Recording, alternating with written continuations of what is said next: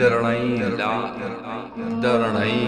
لار د دوزخ له اوره ځان ژغورل. حدیث نمبر 12. لغت ابن خاتم رضی الله عنه څخه روایت دی. هغه ویلي دي چې مال رسول الله صلی الله علیه وسلم څخه ویلي دي چې ویلي خپل ځان له اور څخه وژغورئ، که څه هم د خرما د یوې ټوټې په صدقه کولو سره وي. انفاق فی سبیل الله. حدیث نمبر 13. د حضرت ابو هريره رضی الله عنه څخه روایت دی چې رسول الله صلی الله علیه وسلم فرمایي هر سهار چې پر بندګانو راخیږي دوه پرښتې راکوزیږي، یو وای ای الله صدقه کوونکي ته بدله ورکړه، او بله وای ای الله د بخیل مال هلاک کړه. حدیث نمبر 14. له حضرت ابو مسعود رضی الله عنه څخه روایت دی چې رسول الله صلی الله علیه وسلم څخه روایت کوي چې هغه فرمایلی دي کله چې یو سړی د ثواب په نیت په خپل خیال باندې لګښت وکړي هغه د لپاره صدقه ده.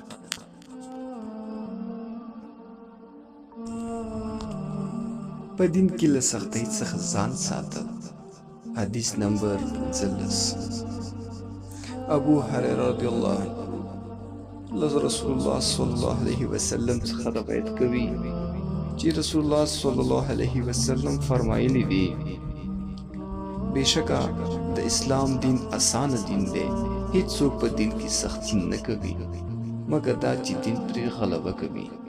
نو میانه روي کوئ، د عباداتو خواته نږدې کیږئ او زیری ورکړئ، د خوښۍ او تکړهتوب په وختونو کې عبادت وکړئ، د مسافر په څېر چې په سهار له غرمې څخه وروسته او د شپې په یو برخه کې مزل کوي او پرته له ستومانتیا منزل ته ځان رسوي. د تهجد المنځ. حدیث نمبر 14. له عبدالله بن عمرو بن العاص رضی الله عنه څخه روایت دی.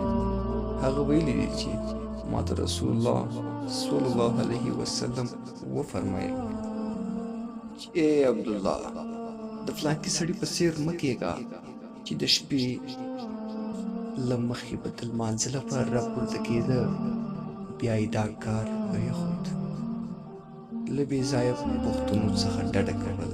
حدیث نمبر 15.